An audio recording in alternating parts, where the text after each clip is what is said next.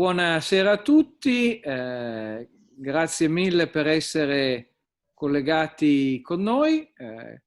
Questo è un seminario molto particolare, sarà un seminario in lingua inglese. Siamo molto contenti di avere con noi Nils Karlson e il professor Riccardo Manzotti. Il tema di questa sera è il modello svedese, il quale è sempre controverso in Italia da quando abbiamo avuto i primi focolai, da quando è cominciata l'epidemia.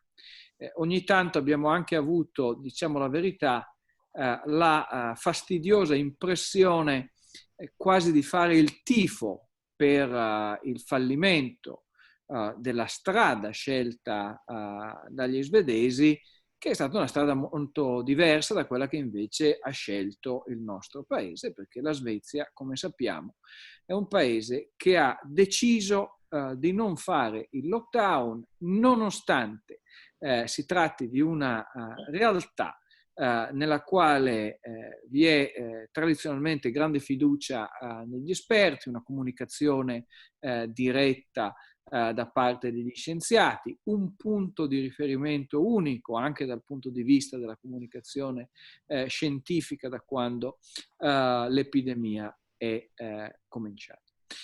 So I'm very pleased to be here today, and I'm very pleased that Nils Karlson and Riccardo Manzotti joined us. They're a very distinguished panel to discuss the Swedish model. As I think everybody knows, Sweden has chosen not to go the same way Italy went, and other European countries by and large went, insofar as the COVID-19 pandemic was concerned. So Sweden decided somehow not to sacrifice too much of constitutionally guaranteed freedoms in order to fight and control the epidemic. I think in many ways, and I'll be very glad to listen to Nils on this point, I think in many ways the differences between the Swedish strategy and the continental European one have been exaggerated by media, in the sense that the basic idea was always, either in Sweden or in our countries, to flatten the curve. But clearly the means that were chosen were different. Just a couple of words on our distinguished guests. Nils is the soul and spirit of the Ratio Institute in Sweden. Ratio is a phenomenal think tank.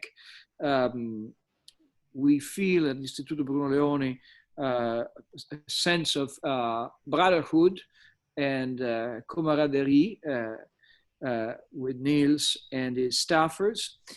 His last book is about statecraft and liberal reform in advanced democracies.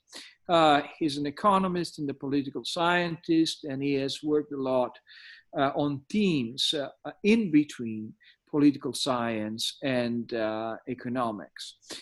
Together with Dan Klein and Lotta Stern, who's now, I think, vice president at Ratio, they authored a very influential and much discussed article on the Swedish model the other week. Riccardo Manzotti is a philosopher and an engineer, the two things together. He teaches at IULM, and one of his interests, which I think is very apropos in these circumstances, is the human mind. So his last two books, please Riccardo correct me if I'm wrong, one is called The Spread Mind, and another one is, I won't say an interview book, but a dialogue book on consciousness with novelist and former professor Tim Parks. Riccardo has been a very vocal critic of the Italian lockdown strategy. He has even organized some sort of, I won't say civil disobedience, but peaceful protest in Liguria, where he lives. And we were very happy to publish a couple of his articles on, I would say, the mindset behind the lockdown and somehow the way in which the lockdown has changed our own mindset. So I think this is going to be a very interesting discussion.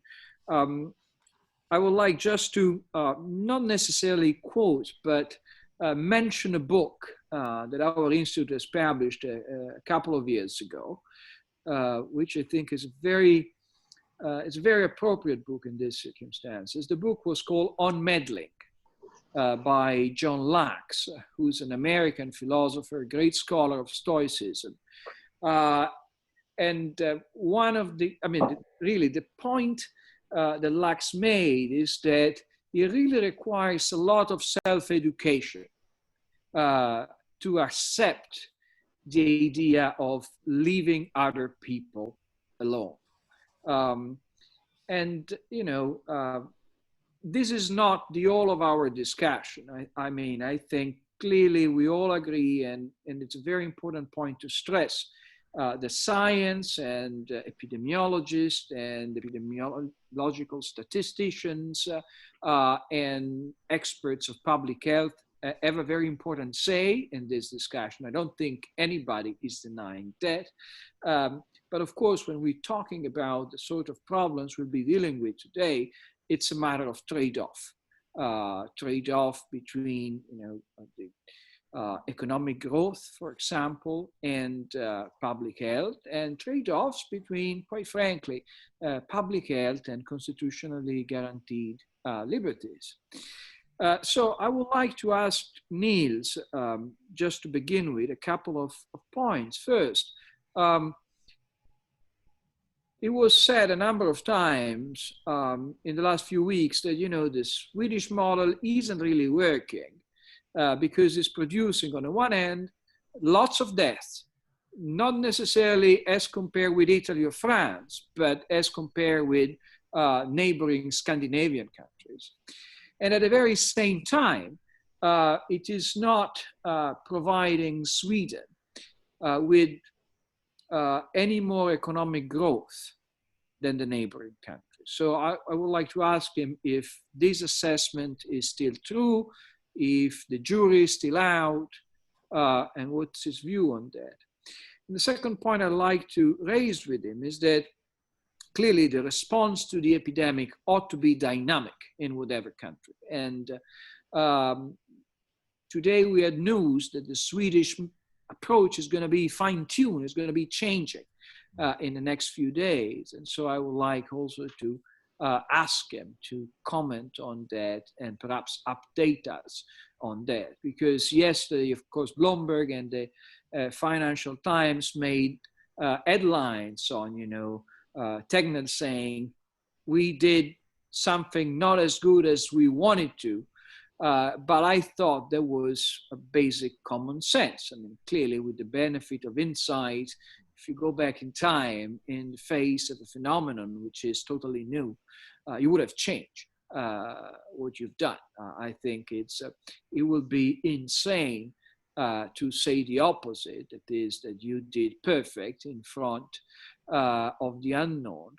And I don't know of any government but the Italian one, which is claiming that in face of COVID-19. So Nils, the floor is yours. And thank you very much for joining us. Well, thank you for inviting me, and I'm looking forward to this discussion. I think especially the comments from Riccardo. I think the psychological effects of this pandemic and how it's been handled is something that we need to discuss and has not been discussed enough. But moving a little bit backward, the Chinese, they closed down the Wuhan province in January. And then the rest of the world more or less followed in a very authoritarian way.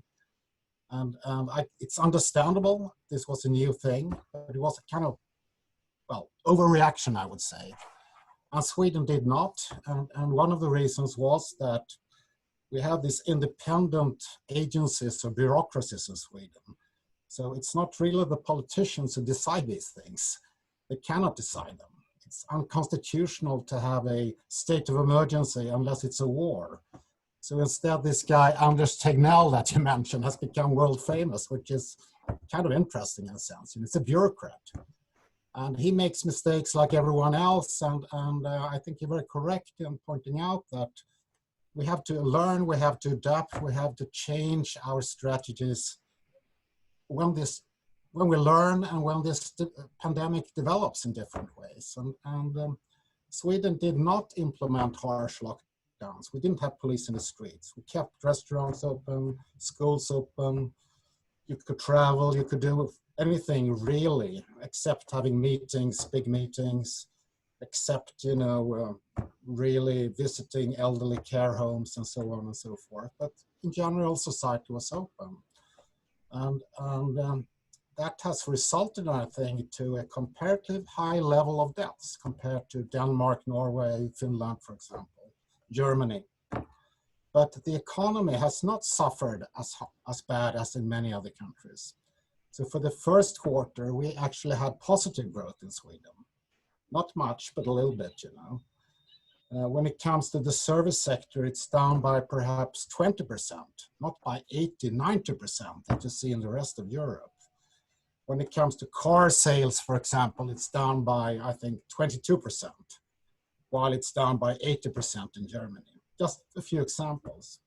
But that, you know, Sweden is like Italy. We're all dependent on the common market, on exports, on tourists coming to Sweden and so on. So of course, Sweden is being hurt and economically a lot by this crisis. Unemployment rates are up to 8.5% currently. It will keep on rising, I think, in the coming months. I think the second quarter here, you know, up until July, that will be disastrous, I think, for Sweden as well. So we have lots of people, you know, in industry in particular who are on this, well, Kurzarbeit, they see in Germany, but they're on some short leave from work. They're still being paid, but they're not unemployed. In the fall, they will be unemployed, I think. So it's a harsh thing, and I don't think any country has found the best way of handling this. So the Swedish way may be the least bad one. You know, it's the costs are high for everyone, but we have to manage this pandemic, and the fact is that the rest of the world is following Sweden. All other countries are starting to open up. I mean, in Italy, I've heard that you open up traveling, internal traveling, you open up restaurants, hotels, and so on a couple of days ago. And we will do the same thing here, actually. So internal traveling has been recommended to be less than 2 hours, but just a recommendation. I've been visiting family and so on way off in other parts of Sweden, but over the summer here, we will be able to travel all over. They will change the strategy here now. They say we'll come into the second or the last phase in the pandemic, meaning that now they think that mass testing will be an important part. Sweden has not succeeded in implementing mass testing so far, which they've done on Iceland and South Korea and some other countries. So we're very late on that. And also we should start try to trace people who are, in fact, are infected, you know, try to isolate them if you have the virus. So that's a kind of change of strategy. And I think we all have to be, it's a hard thing. I mean, we didn't know what to do. So different countries try different strategies, but the costs of the lockdowns are unsustainable, economically, socially, psychologically, and I think we have avoided a lot of those things. And if I'm going to add something to this, how can you explain this? I said before that Swedish authorities, Swedish politicians don't really have the authority to make decisions. It's made by the agencies, by the bureaucracy, the Swedish Health Agency, with this Tegnell as the chief epidemiologist there. But also Swedish society with lots of horizontal and vertical trust. So if you look on the World Value Surveys, for example, people trust each other, but we also trust the authorities. But I think it's important to point out that the authorities trust us. Coming back to Riccardo, I think, it's interesting. If people are giving a responsibility, if the authorities say, we trust, we only give you recommendations. There are no fines, there are no policemen, but you should stick to social distancing, you should wash your hands, you should behave responsible, in this kind of crisis. People, in fact, respond. People like that. They are treated as citizens. If you don't treat people as citizens, you will lose the respect of people. Their integrity will be hurt, So I think it goes deep into how we look on a society, how we look on democracy, how you handle this crisis. And you should remember, it was communist China, extremely authoritarian, anti-liberal regime. That was the inspirations for all these lockdowns. So I think it's very positive that Italy and many other countries are leaving this very dangerous and harmful situation that we've been in for such a long time. Nils, before we invite Riccardo to step in, I would like just to ask you a couple of clarifications for our audience. You mentioned the fact that politicians could not somehow take ownership of the relevant decisions in these circumstances. So I would like to ask you if you could perhaps clarify the institutional structure that makes it possible for a decision in circumstances such as these to be taken by an independent body, and how that body is appointed, how long does it last, and so on and so forth. And the second question is that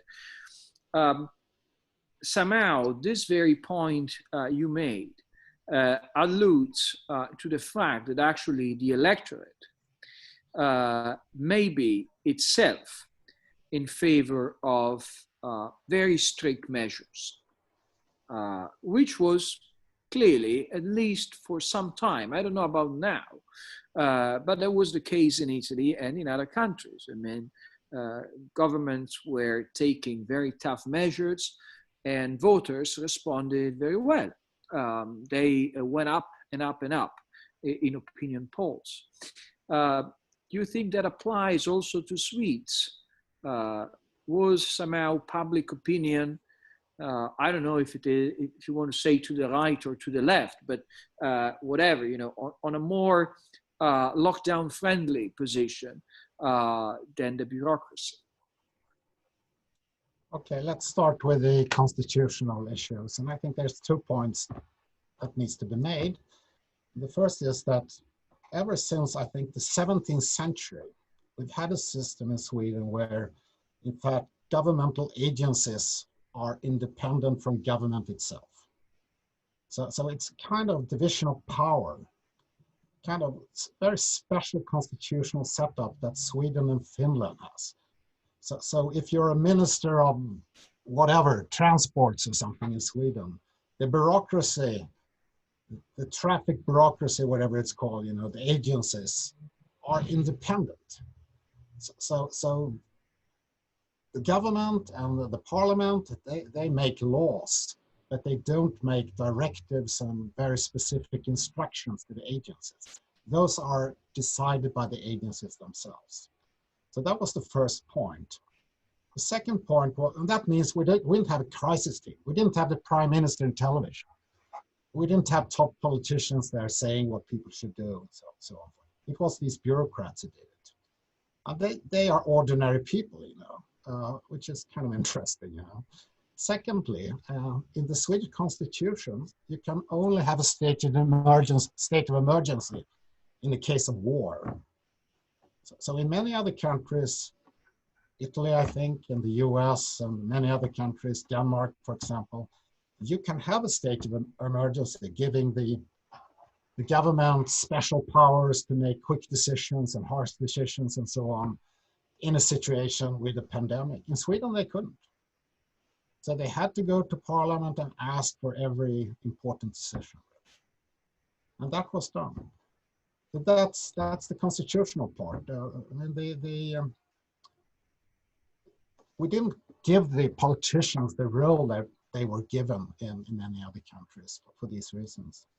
When it comes to public opinion, I think in all countries, the parties in power have gained from a pandemic like this, at least in the short term. It's like a war situation, you know, it's an external enemy, kind of natural reaction, people unite, you know, and you feel community with your fellow people, you know, in your own country that speak your own language and so on.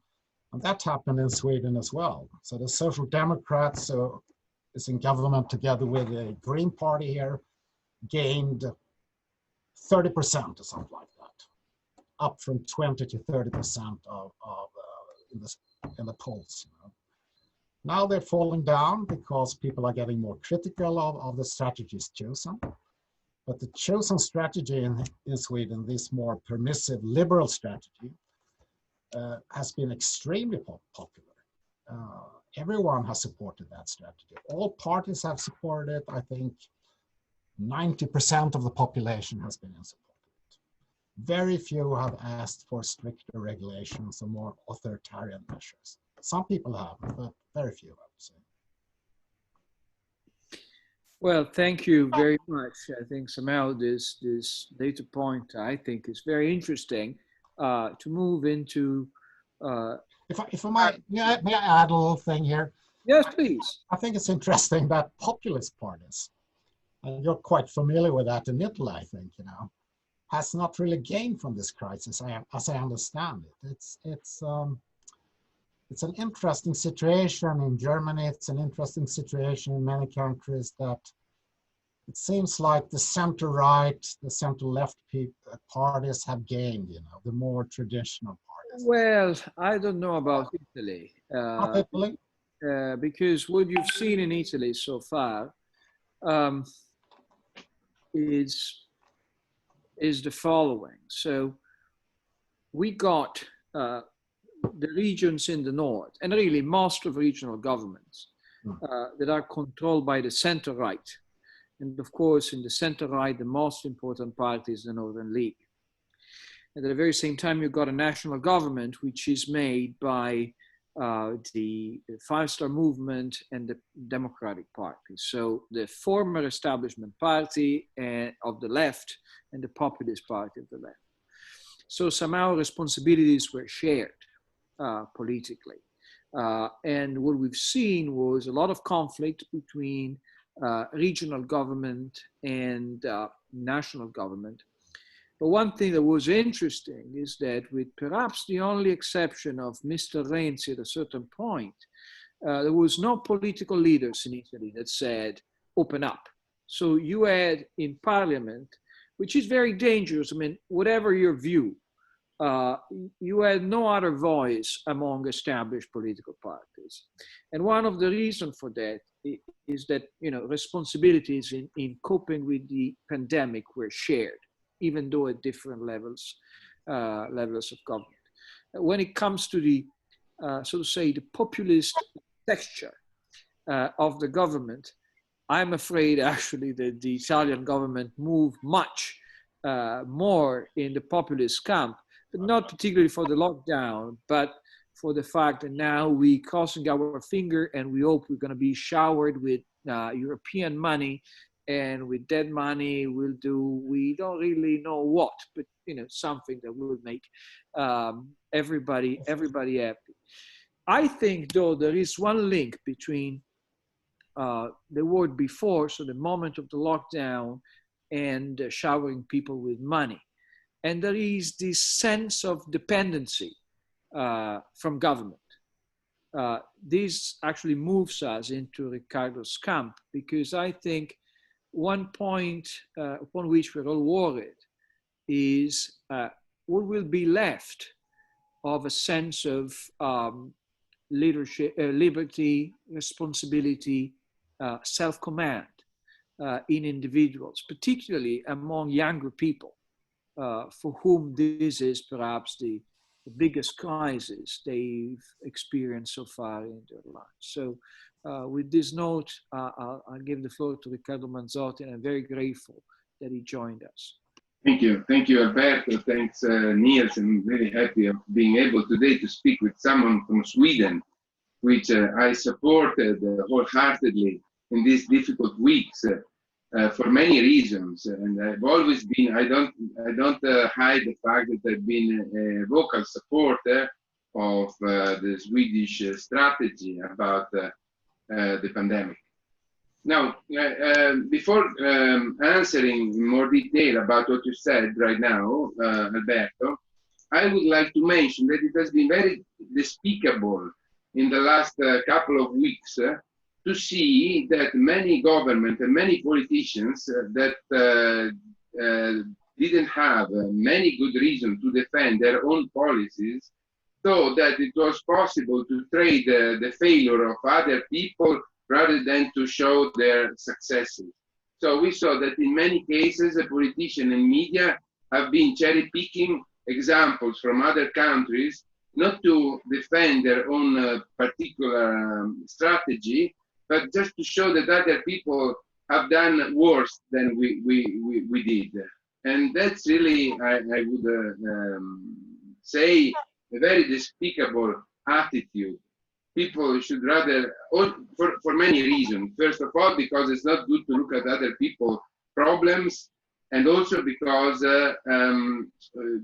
European countries or other countries are so different from many reasons that making any direct comparison is always nothing but a rhetorical weapon that people should, serious commentators should really avoid to make anything like that.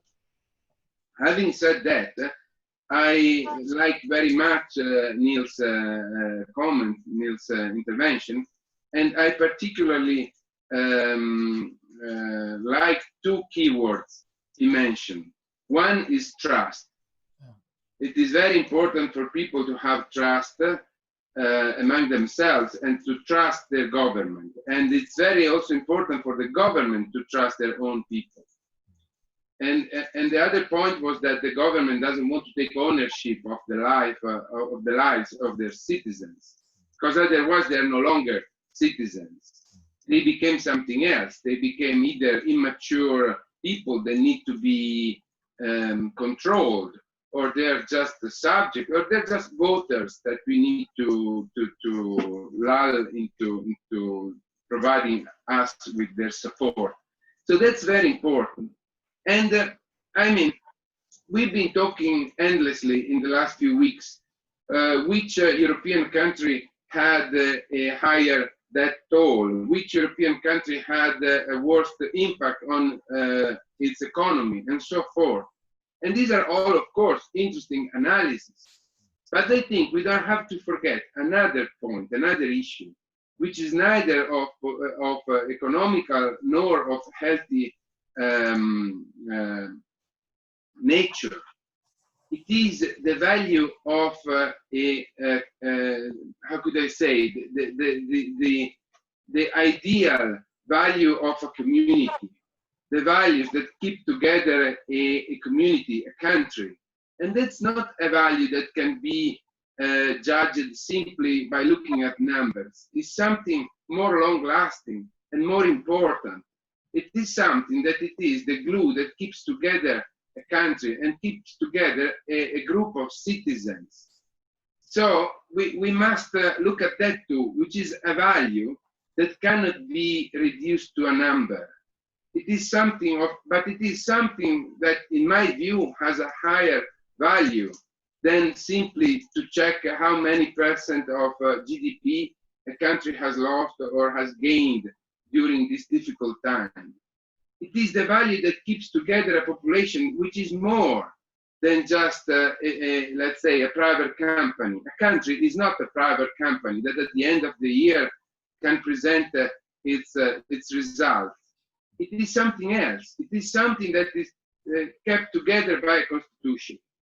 And for this reason, I have defended Sweden and their strategy, and they will continue to defend the strategy that, by the way, I think it has also been very successful also on a practical level, because I open a bracket and I will close it immediately because that's not the point of my contention. But if we analyze the numbers, we will see that a lot of the death toll is due to care homes and due to other particular situations which are not directly related with the lockdown, because we know that the elderly got sick not because of the lockdown or other reasons. So there were other factors that had a quantitative effect on the overall death toll and other factors, but that's not my point. My point is that the strategy of Sweden had been able to save a very important value, which is trust, which is the value of citizen, which is the value of responsibility. So the Swedish government has dealt with their citizens as though they were worthy of being trusted. And because of that, the climate in Sweden and remain at a level of mutual trust and mutual understanding. Of course, there can be fine-tuning, it can be changed, there can be better controls, everything in practice can be improved. But they never gave up the most important value of a democracy, which is the mutual trust and the fact that everyone is considered worthy of responsibility and trust. Unfortunately, this has not happened in Italy. I won't talk about Italy here because here we're talking about Sweden. But in this respect, we saw that in Italy there were other values, like, as you mentioned, the fact that we had fear, we had the idea of being, many people like the idea of being treated like immature, juvenile, that are not able to take care of themselves. That was surprising to me, because that's not what the citizen should be expected to be. We should expect citizens to be able to act rationally and to defend themselves, their beloved ones, their economy, and whatever. This didn't happen in Italy. For 2 months, as you well know, I claimed that in Italy we've been treated like people that were not worthy of responsibility. And all of that, in my view, has to do with another important point. And then I will let you the floor. I don't want to speak too much. But another important point that has been addressed by Nils, but I would like to stress it even more. The difference between value and expertise. The difference between, let's say, objective evaluations and choices. What do I mean? Let me make you an example from my father, because I think that will be clearer than any abstract arguments. My father, it's true, it's not a concocted example, it's true. My father has 85 years old. He has had a health history of respiratory diseases. He's a male. So he's one of the persons that should be more afraid of getting infected by the COVID. He's really in a very dangerous situation. However, my father, when the crisis started, told me, first of all, I don't want to spend my last years, we all have a limited number of years, but my father is 85. I don't want to spend my years in a cage. I want to take responsibility for myself. I will take responsibility to defend myself. I will avoid dangerous situations. And as regards myself, I think I'm perfectly able to defend myself and to take responsibility for my actions. So for a limited time or period, maybe I could accept this lockdown, but I won't accept that lockdown forever, because that will reduce my freedom. That will reduce the possibility to live as a citizen. So the point that I want to make is that experts can tell us how to, let's say, how to go from A to B, but they cannot tell us what it is really important, where we have to go, what are the values on the basis of which we have to decide what to do. And that's something that once again has to do with responsibility, because taking responsibility means to make choices about what is really valuable in life, what are the real values. And so there has been a confusion, I think, during this period, because many people mistaken, because many people mistook health and economy as the only two criteria to take decision, to choose about our life and more by and large the life of a nation. But health and economy are not the only values. There are other values like trust, freedom, responsibility, and many other things. And I think that Sweden must not be judged only based on how good they perform, based on health and economical issues, but also on a broader set of values that other countries have not defended enough, in my view. May I comment on this, or can I comment, Alberto? Yeah, please. Please, get in. No, I find your comments very interesting, and let me make a couple of points. I'm sure you're all familiar with the work of Elinor Ostrom and her discussion about polycentricity and so on, you know, and I think this is what has occurred in Sweden. So just like in Italy, we have a regional system for healthcare, and you have these independent agencies, you have a government, and you have all the citizens, of course, and all the private companies. And in a polycentric system like this, I think in the longer run, you will be more successful than in a centralized system where you have commands from the top and you use hierarchies all the time. You know? So I think your points are extremely important, and people tend to forget this, that people think of Sweden sometimes as a socialist country, but Sweden has a very long liberal tradition, and we have independent farmers in our parliaments, you know, since the 13th century. You know, it goes way, way back. You know, we didn't have feudalism in the same sense you had in the rest of Europe. We didn't have serfdom in the sense you had in the rest of Europe. You know, and it's even though the Social Democrats were in power and are back in power, people in Sweden are very individualistic.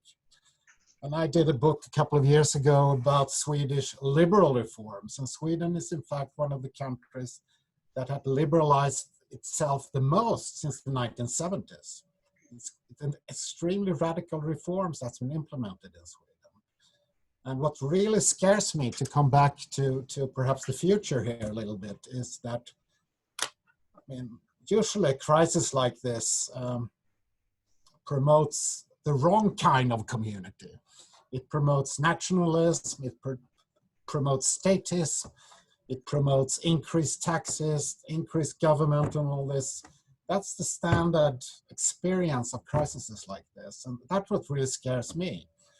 And I fear this in Sweden as well, of course, because taxes will go up because public spending is going up, of course. And I think we will do our best to stop these EU subsidies to Italy, but I think you will need some help at least, but not in that, well, really crazy way that the European Commission wants to subsidize almost everyone nowadays, you know, and have minimum wages and many other regulations coming from above. It's a very dangerous situation in this crisis where exactly those values that you, Riccardo, are really emphasizing is in danger. You know, it's a big risk here that we will see status coming back after a long period of liberalization. It's very problematic. Yeah. We have a couple of questions for you, but I have one for Riccardo to begin with. So Nils was describing a country, or better to say a society, which is on the one hand highly individualistic, but on the other hand, they really had some sort of shared trust. Government is trusting individuals, individuals trust government.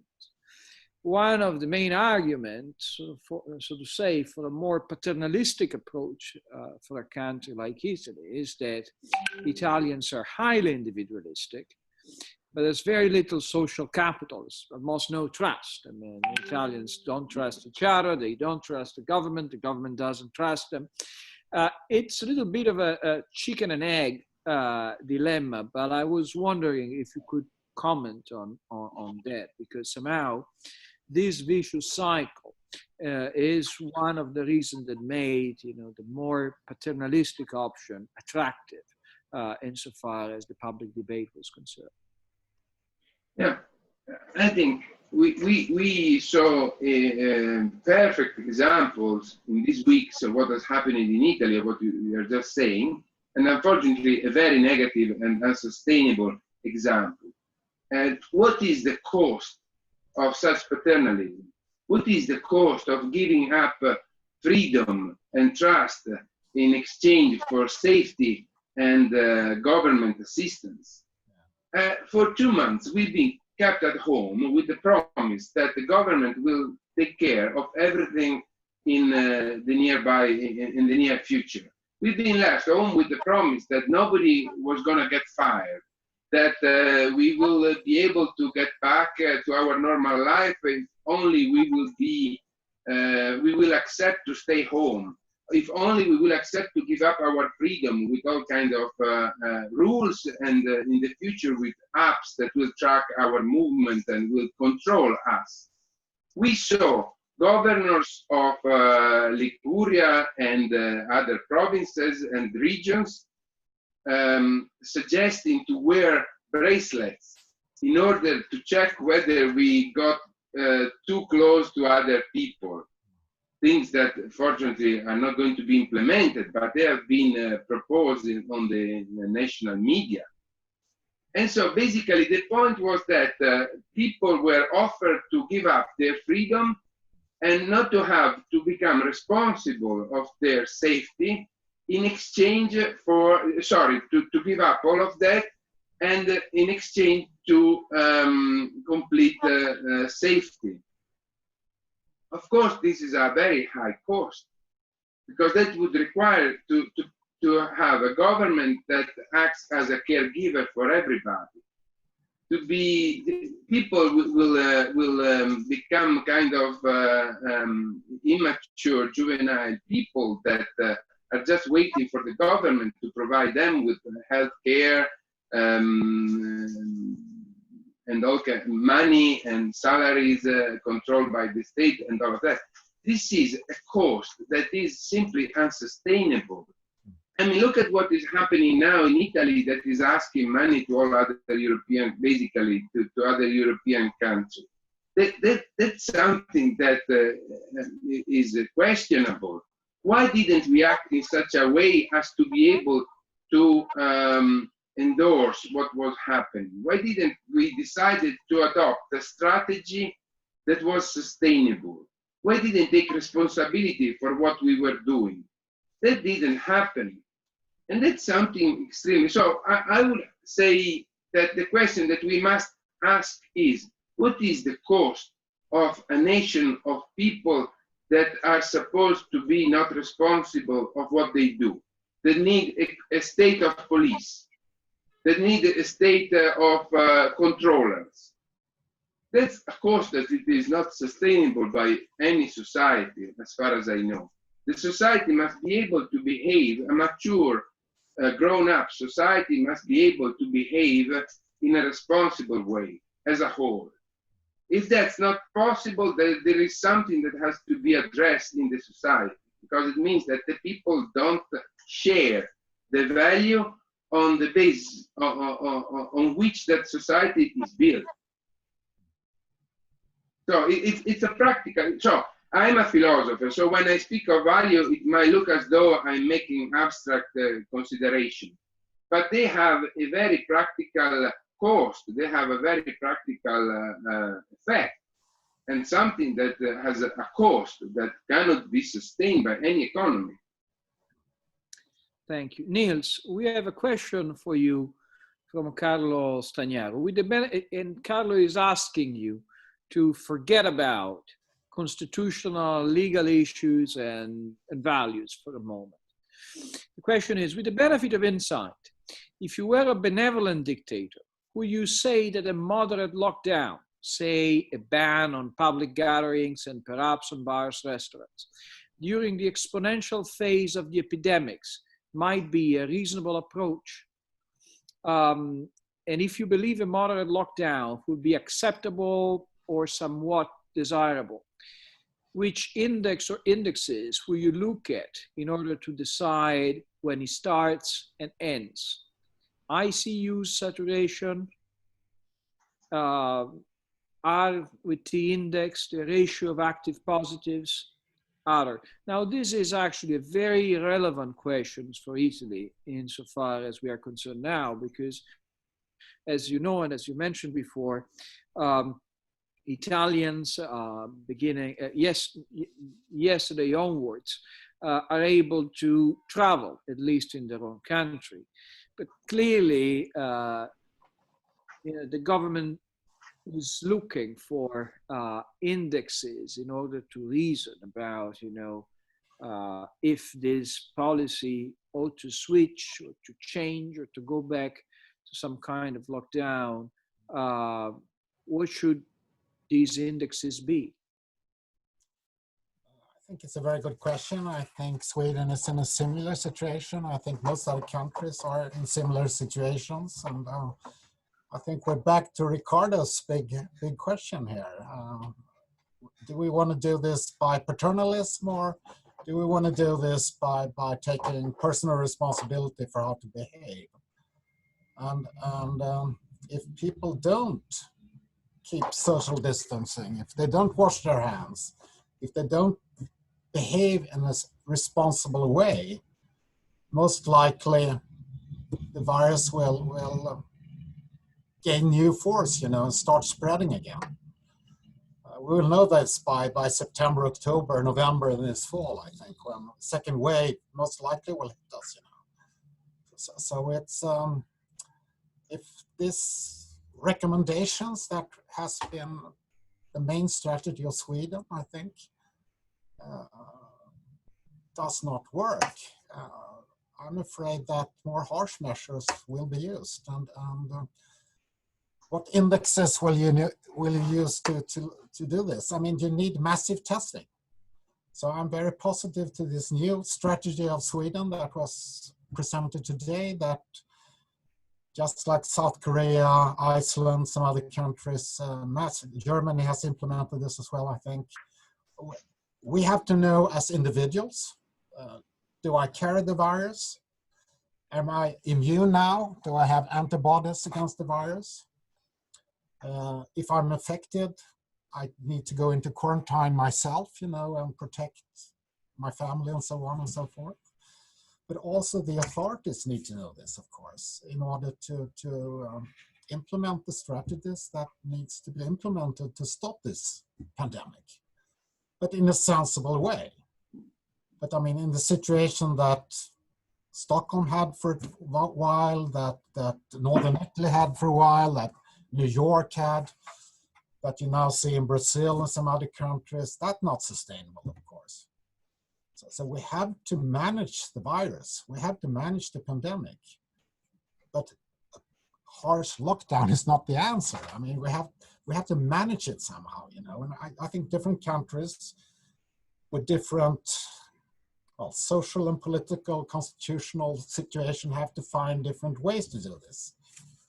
Because the countries are so different, for various reasons, have different traditions, different histories. But I think in the long run, there's no other way than Riccardo's way. I mean, I think the research that we have on trust and social trust and so on is very clear. It's not big government that is the answer. You need some government in the sense of rule of law and non-corruption and all this, but you don't need big government. You need a small government that does the right things, you know, to ensure a liberal society, an open society. Otherwise, it's civil society and markets that promotes social trust. I think markets is the most important mechanism. I mean, voluntary deals, voluntary contracts. That's how people learn to trust each other. Well, I also like to say that, you know, if we look at the effectiveness of anti-COVID-19 responses, it's very difficult to find a positive correlation between the effectiveness of the response and the size of government or size of public spending all around the world. I mean, you got South Korea and Germany clearly have very different level of public spending, and there were positive cases at the very same time. Spain, France. Look at New Zealand and Spain and Australia. I mean, those are special cases, of course. They're way off, you know. They could isolate themselves somehow, you know, but they've handled it with very low public expenditures. Yeah. Can I? Yes, please. And we have a question for you. Okay, but just wanted to add something about that. I mean, a point that, in my view, is always underestimated is that the danger of the virus doesn't depend only on the virus, but it also depends on the behavior of the people. Yes. This is obvious, I understand, but it has often been underestimated in the strategies adopted by countries. I make another example.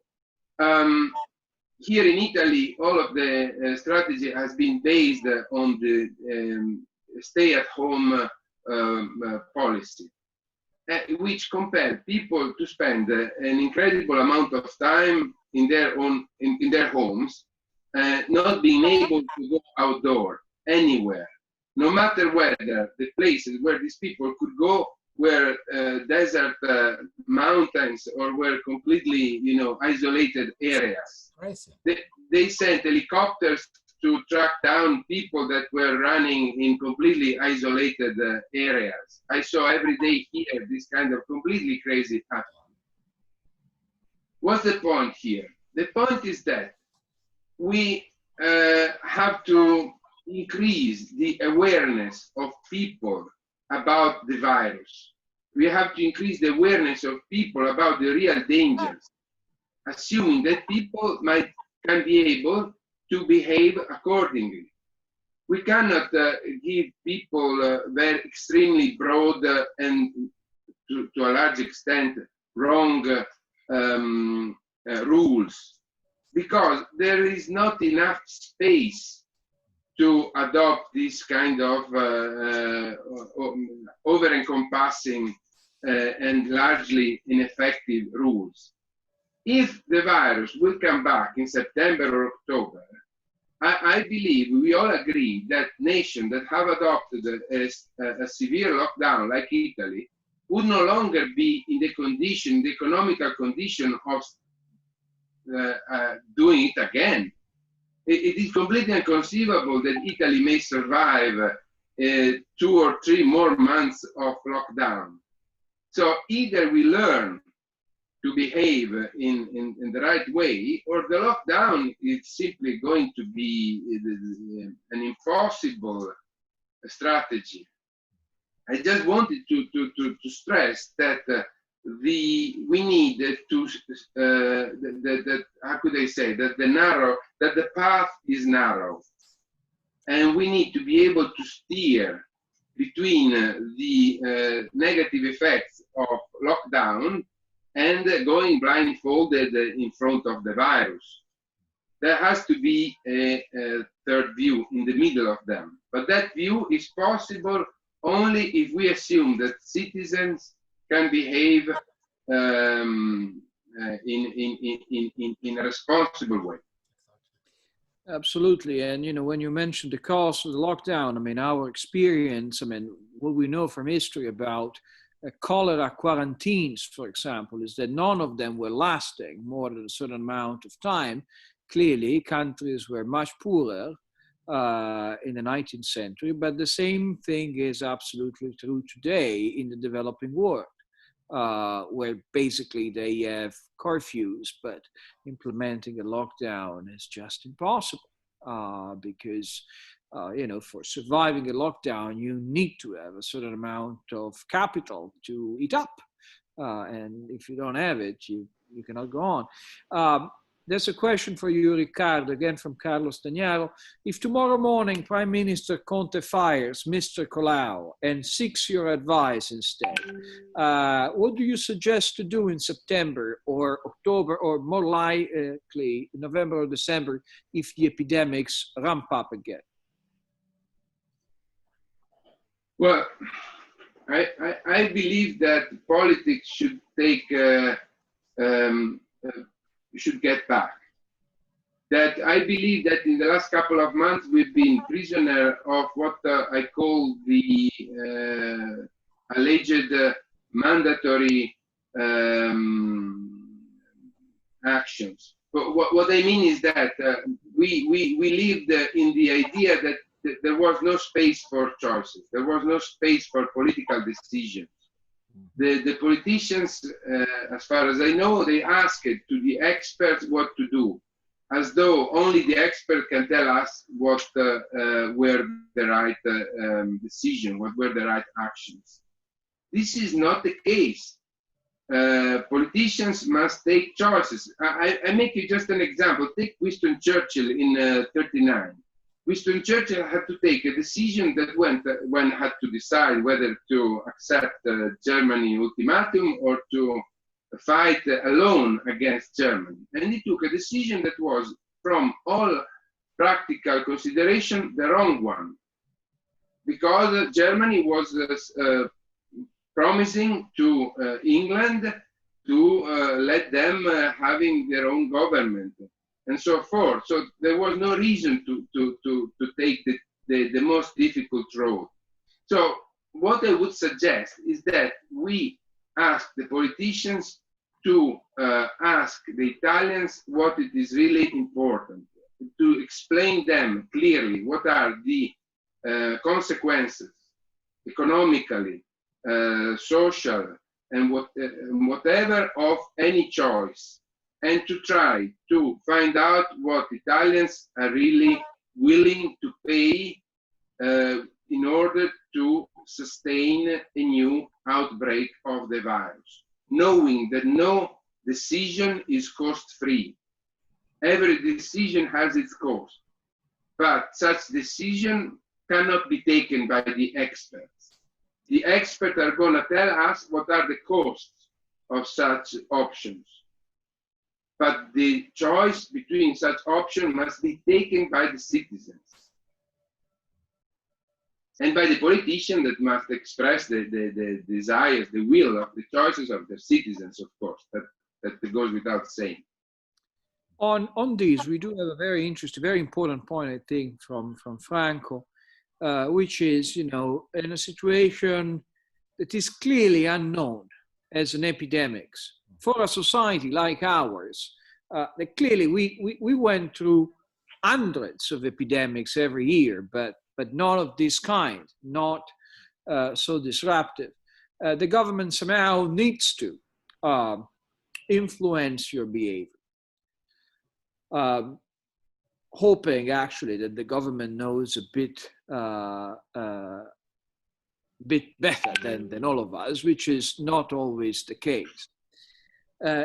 So if we get into that a little bit for a second, thinking about effective ways of shaping behaviors, even with mandates, what's your reaction about making the vaccine for the flu this season mandatory? Of course, the flu vaccine is always a bit of a gamble because the flu is constantly evolving. But the idea behind this proposal that was advanced by many is that, if people arriving with symptoms are really more likely to be COVID-19 patients, we are actually shielding the healthcare system. So I'll be interested in your views about a temporarily mandatory flu vaccine and its compatibility with responsibility and self-government? Shall I take the first turn on this? I find it an interesting question. In Sweden, you had, well, more or less mandatory vaccine for this SARS virus some years ago. Bird virus, we call it here in Sweden, you know, and a number of children got this, it got a problem, I don't remember the name for it. It's, well, they tend to be very sleepy all the time, you know. So the vaccine had side effects. So no vaccine is safe, of course, you know. No vaccine is perfect. So that's a risk here. And if you force everyone to take it, if you make it mandatory, people will have to give up their own responsibility and their own judgment and so on. So I would be very hesitant of having it mandatory. My guess would still be in Sweden, for example, enough people, let's say 70%, 60% or 50%, which is needed to get herd immunity, will take it, you know. Personally, I may be a free rider here, but because there are risks to this, you know.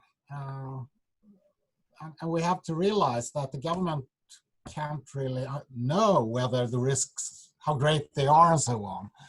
So we come back to Riccardo. It has to be an individual. It could be very strong recommendations, I think, from the politicians or from the health authorities and so on. Just like we recommend other things.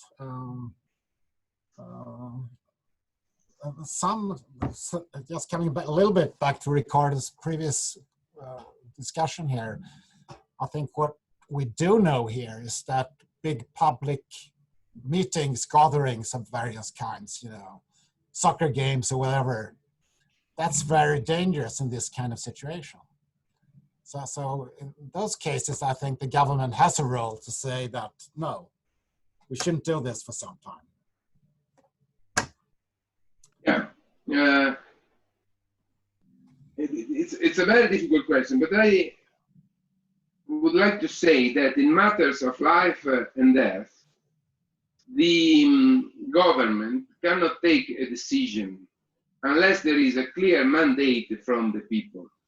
I make a couple of examples. In Italy, we had a couple of laws that were of this kind of nature. For example, abortion and divorce. And they thought that it was necessary to ask with the referendum to people what they wanted, not because they couldn't take a vote in the parliament. Why didn't they, let's take the divorce, which is less dramatic. Why didn't they ask to experts, is it better to keep a marriage going for everyone, for children, for people? Let's ask the psychologists, what's better, to have the divorce or not? Let's make an Excel spreadsheet with the expected outcome of the two choices. They didn't do that. They could have done that. Let's find out what's better for everyone. But they said that's a kind of moral decision. It's a matter of life or death, and it doesn't have an obvious answer. So what should we have? Should we have to risk the life or the possible side effects of young people, or to reduce the risk of dying of the elderly? Who can take that decision? There isn't a right decision about that. The only possibility is to ask the people themselves. And why to ask people themselves? Because those people are the members of a society. And by the fact that they are asked what to choose, they accept to follow whatever the outcome will be. This, of course, may be done either using direct, in the best possible world, using direct poll or by our representative. But it must be a political choice. And by a political choice, I don't mean the outcome of parties. I mean something that is the expression of the values of the people. So I think that in such a case, we should really have a kind of national discussion in which everyone might feel kind of able to participate. The opposite of what has happened in the last 2 months, where the media forced everyone to accept the prevailing strategy on the basis of the fact that in the name of the danger of the emergency, there was no space left for political discussion. That's the time where we need political discussion. Yeah, but at the same time, I mean, direct democracy and this kind of systems are extremely dangerous. It works in Switzerland, I think, but if you have this kind of referendum, it grows into something very dangerous, I think. So I think it should be an individual choice. Do you want a divorce or not? It's not up to the government. I think, you know, when we're dealing with this, with such a complex issue like a pandemic, which is happening, you know, before our own eyes, we really see enormous cognitive problems and asymmetries of information. So, you know, it's very difficult to see how this. I mean, it's difficult the way in which politics is dealing with it now. So I don't know how we can really picture this getting into consensus. But Riccardo mentioned a very important point, which is groupthink and orthodoxy in the media. And we do have a question about that from Stefano. Stefano somehow went your way, Nils, with polycentricity. So he said, why did the whole world follow such homogeneous policies and we did not see a greater dispersion of approaches? Sweden is the only outlier, and such uniformity is dangerous. I mean, in a way, precisely because this is an unknown phenomenon, it would have been beneficial for all of us to see more experimentation in order to understand, you know, which way to go. And instead, we had, you know, pretty much a uniform approach to the pandemic. So that's a question for the both of you. Why was Sweden left as basically the only outlier? Or was it not? I mean, perhaps Germany is closer to Sweden than we realize. I don't know. Okay, I think Riccardo's point here about experts and values is very important here. If you think about the UK, you know, we have these studies by Imperial College saying that I think in Sweden we would have 100,000 deaths or something. Now we're 4,500 or something, but the experts used some kind of, you know, calculus there and had a model and very strange assumptions, I think, about human behavior, about social distancing, and so the experts gave advice, I think, in many countries saying that we will see Armageddon here, you know, it will be, humanity will disappear here almost, you know, unless we have these lockdowns and use these very authoritarian measures. But it's scary, I think. I think your point, Mingardi, and this person who asked the question, why didn't we see more pluralism here? Why didn't we get some experimentation here so we can learn from each other? I think, you know, it's interesting with South Korea, for example. They got hit quite early and they implemented mass testing instead of a harsh lockdown. And they had, of course, this tracing, you know, using various technologies to see who was infecting other people and so on, which I find unacceptable in a country like Sweden. I don't think that would be accepted in Sweden, you know, to follow who's meeting whom and where and so on. Very dangerous technologies that maybe work in Asia but wouldn't work in Scandinavia, I think. So it's an interesting thing here about the role of experts, and I'm surprised that this uniformity was. It's hard. I think we have these constitutional explanations why, and perhaps the history of Sweden explaining why we behave differently. But why did Norway, Denmark, why did Italy, why did so many countries implement these extremely dangerous strategies? That's hard to understand. Riccardo? Yeah. I think that one of the reasons why there was such a uniformity in the world was the fact that many politicians have a short-term temporal scope. They, for many reasons, they are afraid of having a terribly negative outcome of their policies, which is dramatized by the death toll in the short-term scale. And so they were afraid that their policy may be perceived as weak. So many governments decided to act, or at least to give the impression to act, enforcing as much as they could in order to make people feel that they've done everything they could do.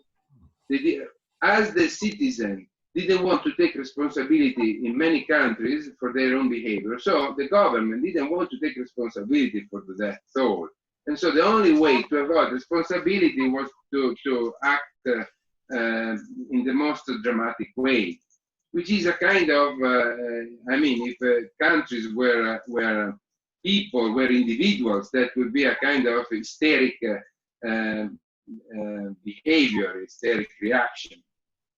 And this, I think, was one of the reasons why there was such a uniformity. Not everyone, but very few politicians had the courage to suggest other strategies. We all know what happened in Europe to Boris Johnson when he suggested to brace yourself for the impact and let's behave responsibly. He was blamed almost by everyone, as he was not caring about his citizen, which was obviously not the case. He was caring. He was caring not only about the death toll at the moment, at the beginning, at the onset of the outbreak. He was caring about the welfare of his nation as a whole in a longer term. But he was not, this kind of attitude was immediately blamed. And I once again, I would like to stress that we have been convinced that there was only one parameter to take into consideration, while the strategy about the pandemic is can be analyzed and can be divided in many different parameters. So, just to make an example, was it right to decide to sacrifice, let's say, the educational period of the educational system for 6 months for all the young people that, as far as we know, are not in danger? They have no real danger for any real from the virus, to save to reduce as much as possible the elderly. And once again, this choice didn't necessarily mean that we were going to sacrifice the elderly, because it might simply mean that we could implement rules to safeguard the elderly without having to sacrifice also the younger, and so forth. So, I mean, we have to think about the fact that every choice, every decision has multiple effects in the short term, in the long term. Politicians have been particularly interested to the short-term effects of the pandemic, and often being interested only to the short-term effects is, in the long term, a very short-sighted politics. That's politics, yeah. Yes. Well, we have an interesting question by Paolo Marizza. Before that, I just have a quick question for Nils. Speak about geographical distribution. How much COVID-19 is really a Stockholm rather than a Swedish phenomenon? How much of it is concentrated in the capital? It's very much concentrated in Stockholm. We had lots of people going on ski holidays to Italy and Austria, you know, in end of February. They came back to Stockholm. You had other people, immigrants groups coming from other parts of the world to Sweden, and that hit Stockholm, and we were very slow in protecting the elderly in care homes and so on. So we had huge policy mistakes there.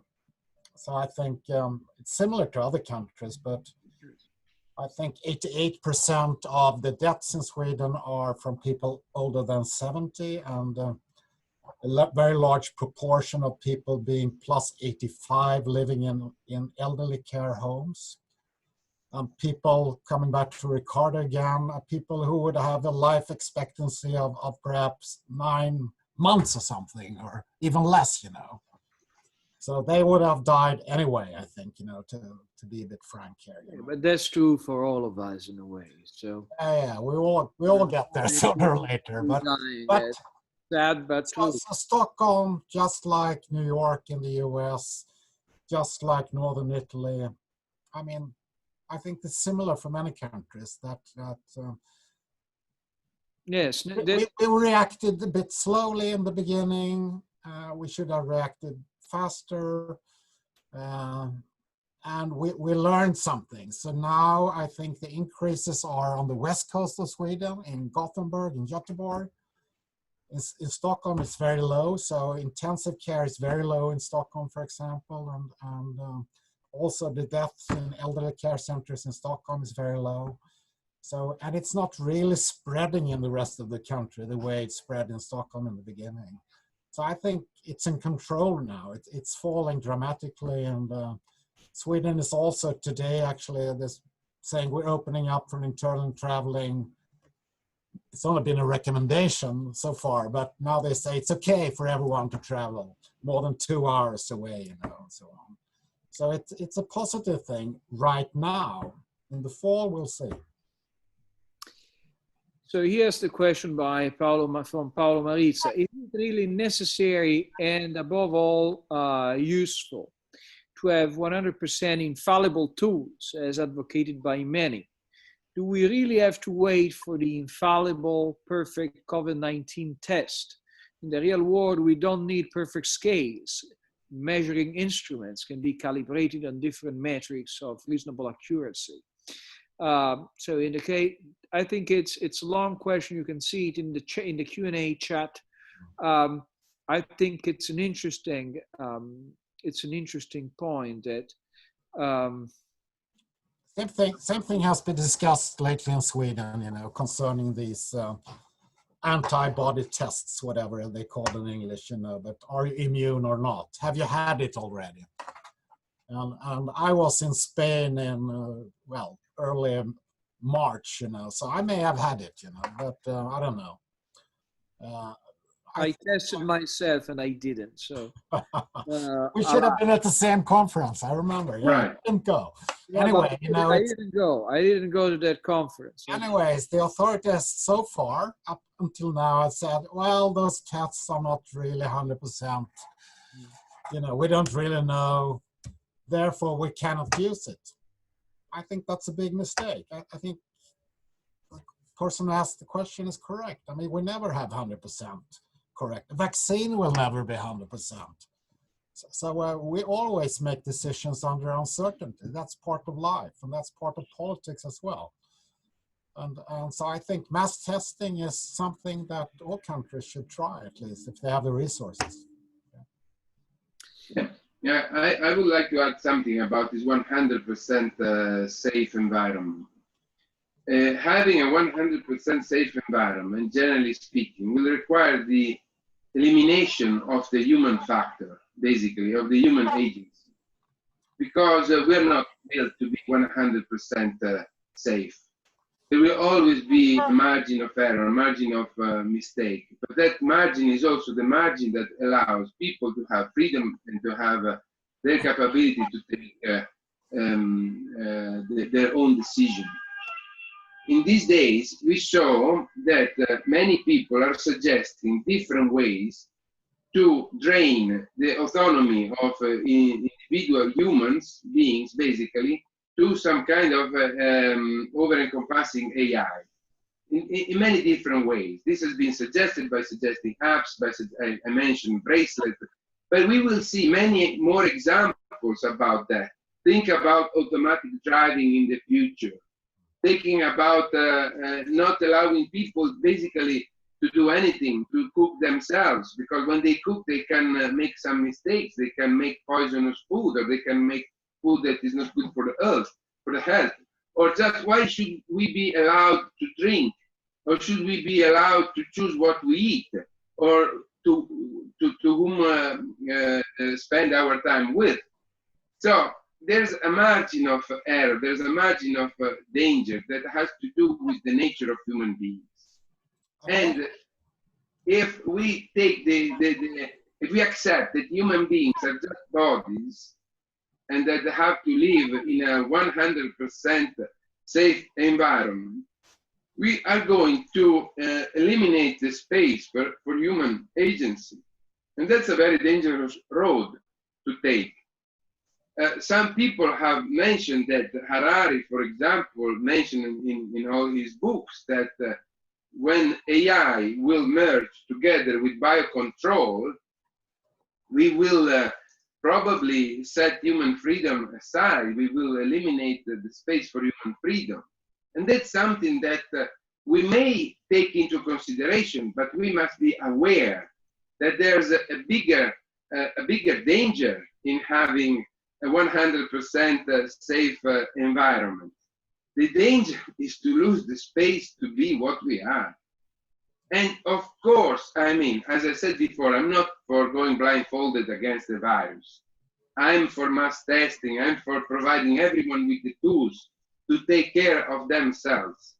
But we cannot sacrifice human agency in the name of complete safety. That's a very good point to end, but we still have two questions we must cope with. The first one is for Riccardo from Facebook. Do you believe that Italians do not have sufficient self-confidence as to their ability to show the sense of responsibility that they're rightly claiming? Or alternatively, has this lack of confidence been induced by our government and or media? Yeah, definitely Italians don't trust each other. And that's one of the weakest aspects of our culture. The reason are many have to do with our historical roots.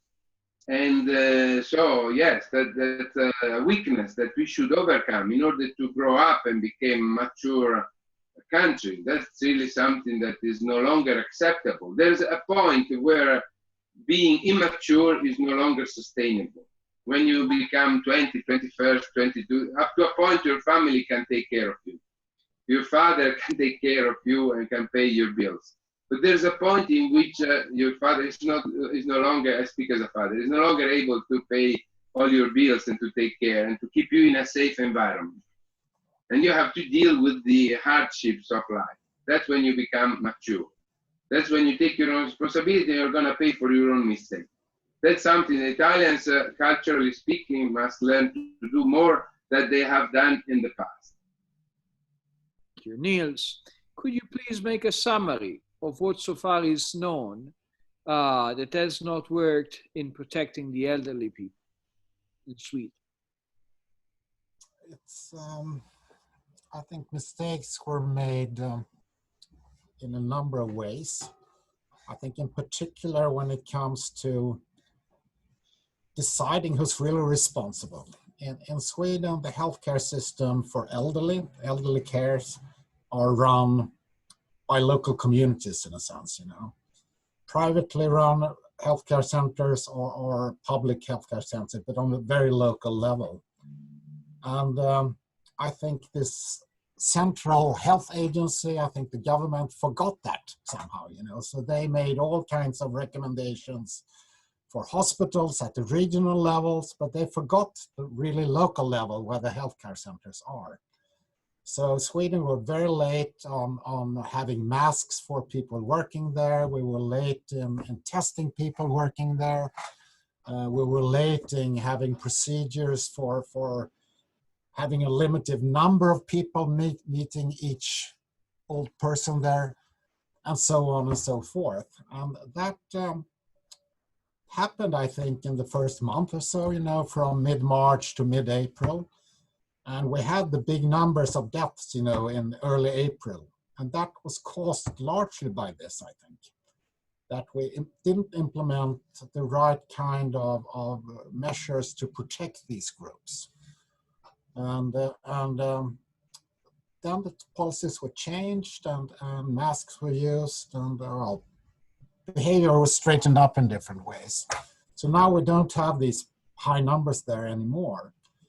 But that said, I think, you know, it's true for all countries that it's especially the old that are really in danger here when it comes to COVID-19. I think the figures are very, very similar for countries like Belgium, the Netherlands, France, Spain, Italy, the UK. It's the same groups that have been hit, you know. So I don't think the lockdown is the answer here.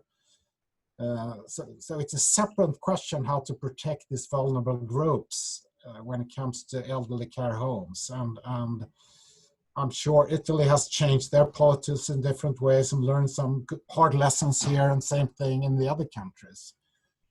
So it's about, you know, really protecting those groups because they seem to be more vulnerable to this virus, just like any virus, I would say.